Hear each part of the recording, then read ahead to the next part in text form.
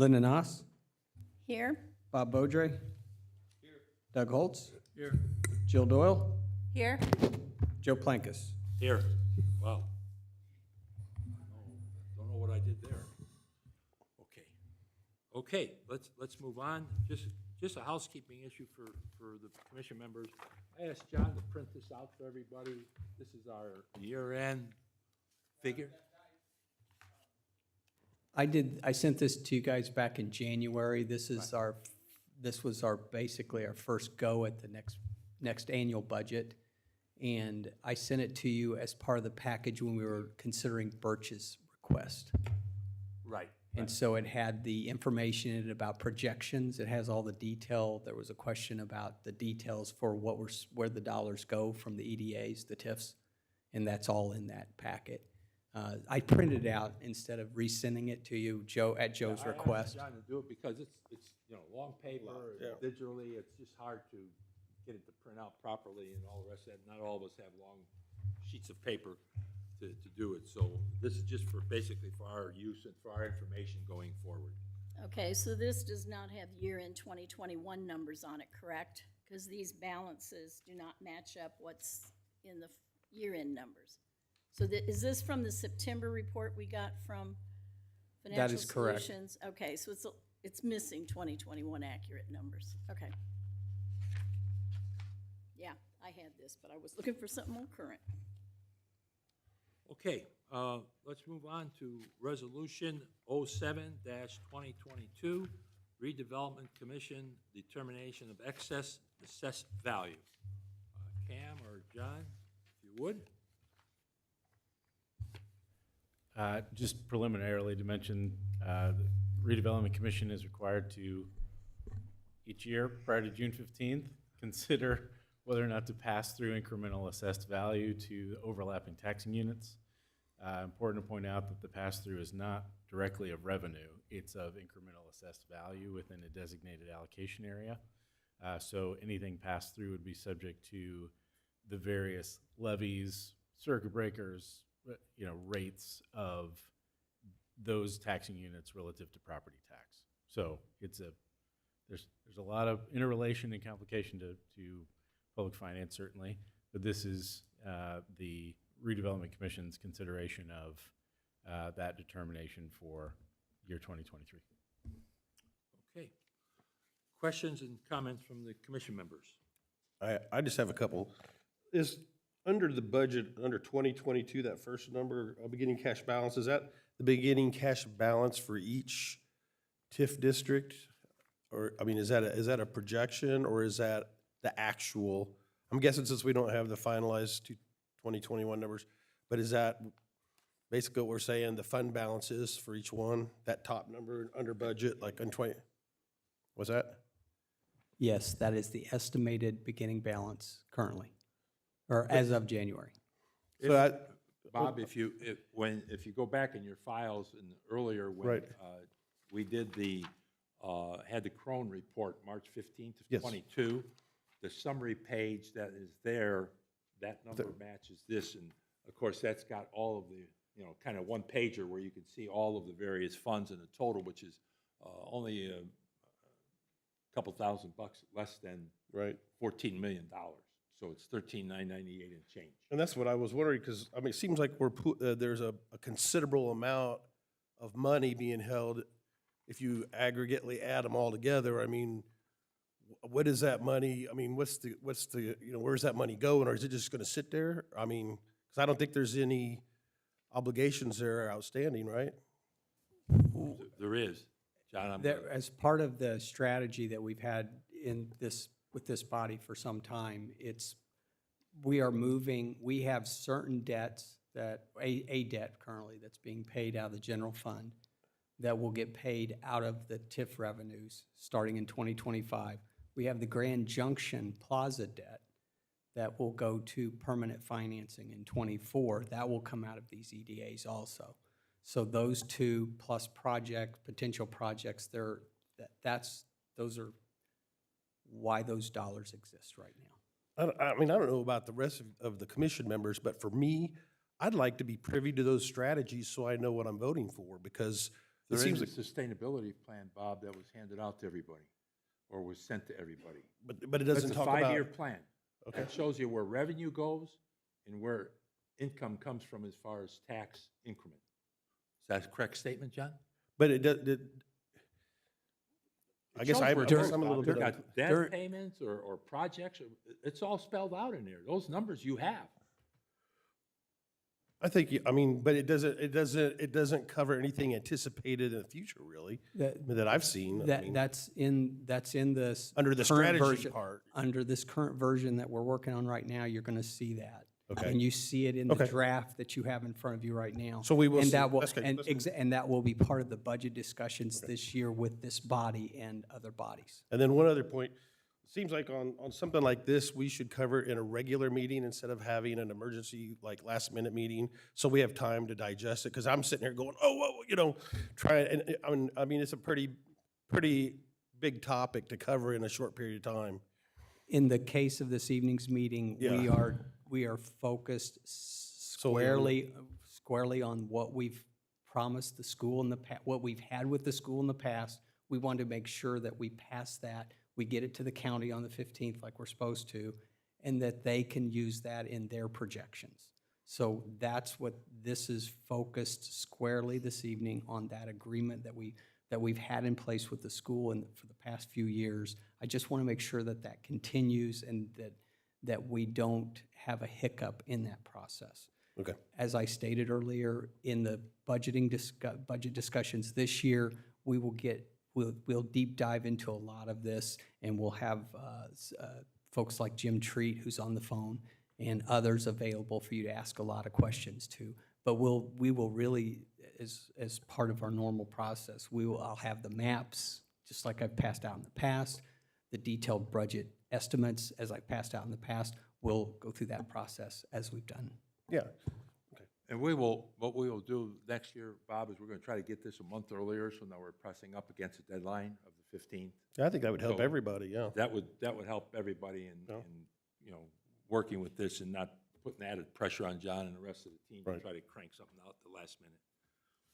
So John, what you're saying in a nutshell, the $13 million that we have as a year-end balance has been earmarked for years in the future. It'll be accounted for.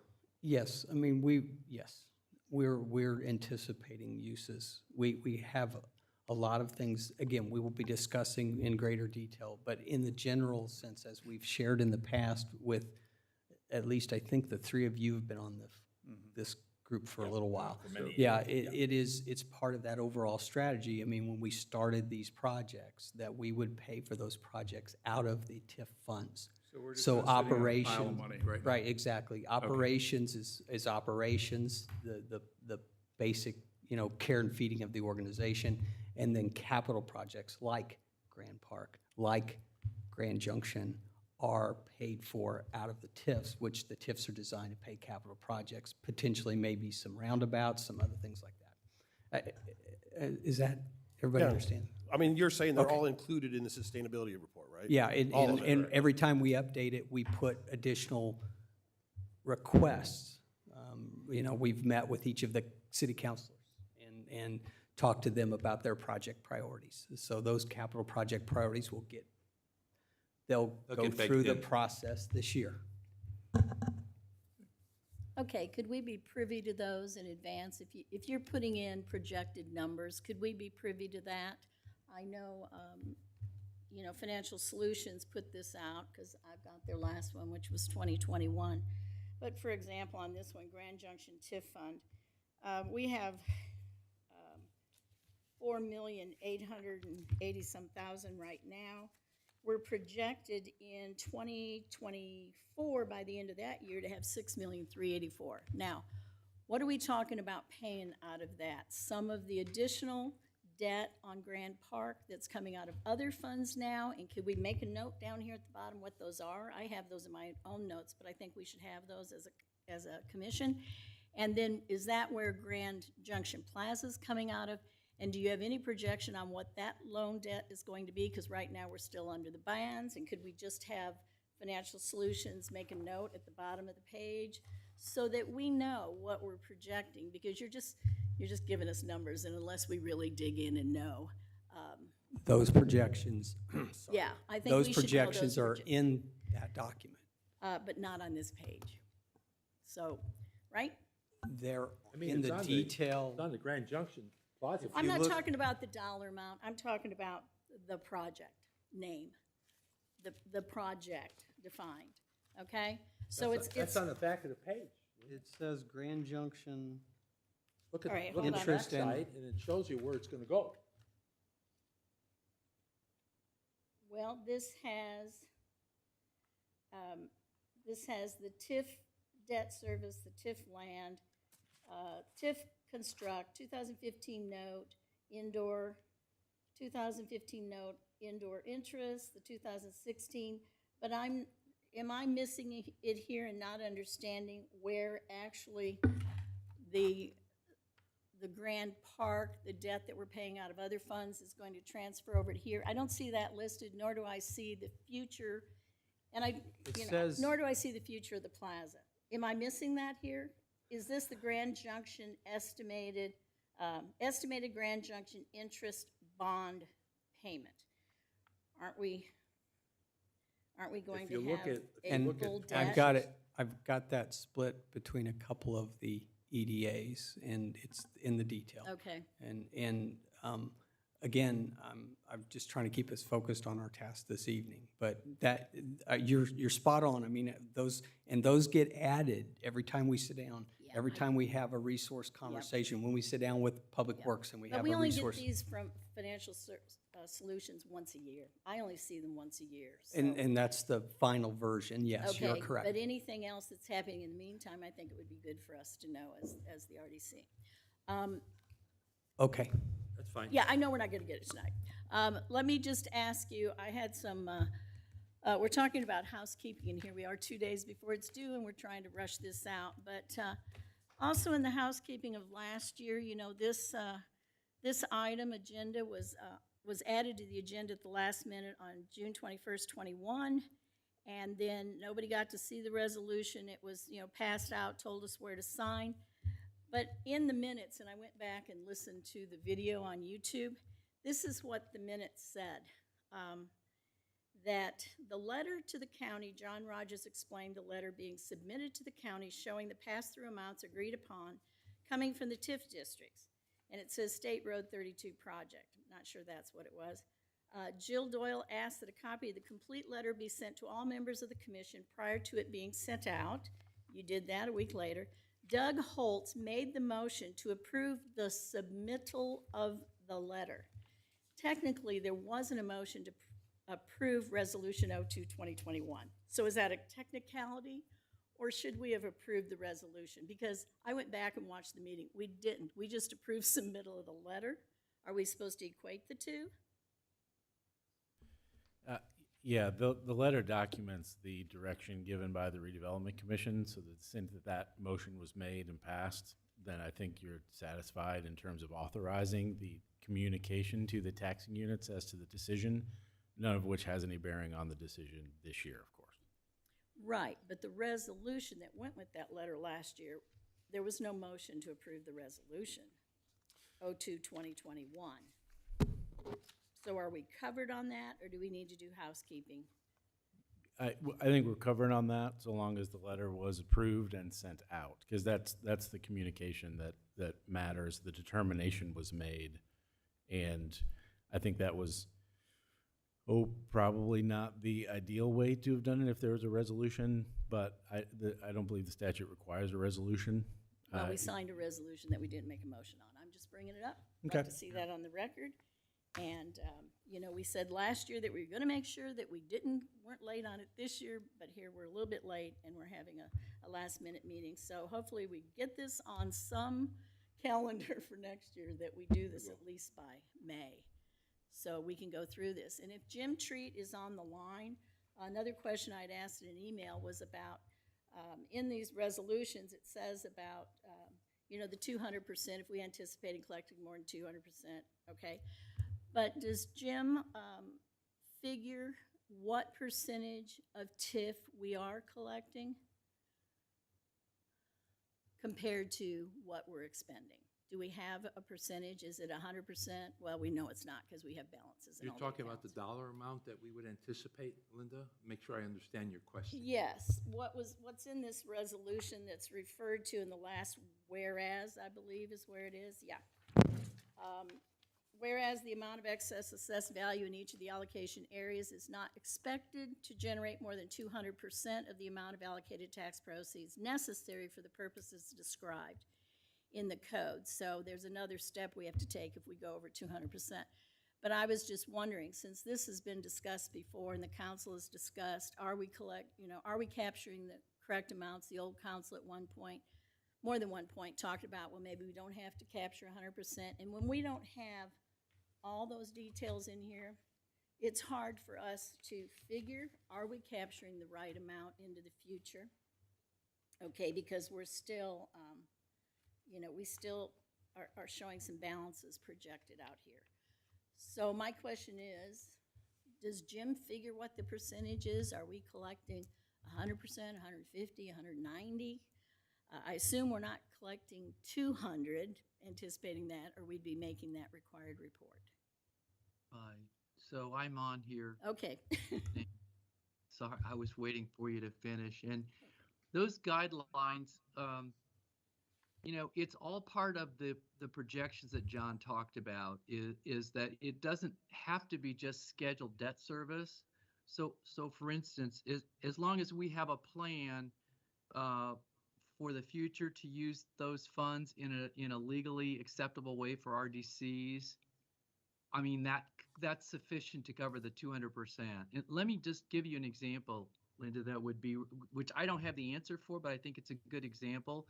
As John mentioned, we have a little over less than 2 years to do permanent financing on the Union Square Park facility, which is our band's what, 34 million, something like that. It's in the low 30s. I don't have it in front of me. 34,990. 990. Yep, I do have it in front of me. Sorry. Okay. So one of the questions as we get closer to that date, when as you're deciding what the ultimate resolution that is going to be, is you may decide you don't want to bond $35 million, which would be probably around a $1.9 to $2 million payment, which would add to the obligations that this captured TIF is going to cover, which it doesn't currently. You may decide that you'll want to take a big chunk of that, including some of the $13 million in balances that were just mentioned, and pay it off in cash and only fund the remaining balance. So it's, that's what I'm saying is you have a lot of obligations, some of which aren't fully quantified as to, in the long run, what the best option is going to be to pay them off. So it's not like an operating payroll budget where you've got real definitive numbers, but we have to be able to say with reasonable assurance that we do have obligations, whether they're debt service, future debt service, or projects that are coming up like the tunnel and I don't know, whatever other projects are on the table being discussed that could cover those, that would be within that 200% parameter. So that may not be enough of an answer for you, but that's all I've got for tonight on that. And we do discuss it. And hopefully as we refine these forward-looking projections, we'll have we'll even better handle on that. And I would agree with that, what Jim just said, that there is a plan to utilize those revenues for eligible projects, which I think is the spirit of what the statute requires. Now, the internal debate, the policy that you all are charged with setting is what I think Commissioner Beaudry mentioned earlier, which is engaging in that strategy. And that is, I think, a different conversation relative to the budget and the desire of this commission and future discussions as well about what the best way forward is once we're to that point. But I think that the statute is satisfied by virtue of a plan to utilize those revenues in the future. And the other thing I would clarify is we're not a little bit late. The deadline is the 15th. Right. So provided that you vote tonight, we'll get the letter into the overlapping units and be fine. Okay, anything else, Linda? No.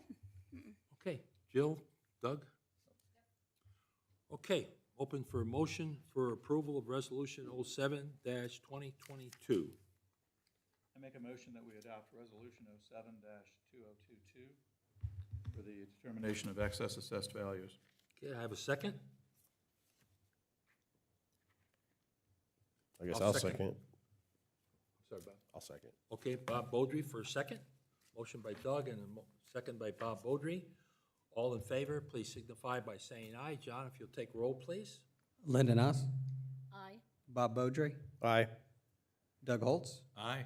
Jill Doyle, Aye. Joe Plankus. Aye. 5. Motion passes 5-0. Thank you, John. Any additional business, John or Cam, that we need to bring before the commission? None from me, sir. None from me. Okay, we will have our next regularly scheduled meeting. I'm sorry, Linda. I could not locate Resolution 02-2021 on the city's website anywhere. And it wasn't in the agenda for last year. It was in an email. Could we get that posted, or could you tell me if it is available? So it's 2-2021? Resolution 02-2021, which was this resolution from last year. I couldn't find it on the website anywhere. I think for transparency, we ought to have that available. The others are. Thank you. Okay, we'll get that posted and linked then. That'd be great. Okay, anything else from commission members? If not, open for a motion for adjournment. Okay, Bob, motion adjourned. Doug, second. All in favor, please signify by saying aye. Voice vote. Aye. Aye. Meeting's adjourned. Thank you, ladies and gentlemen, for coming for the special meeting.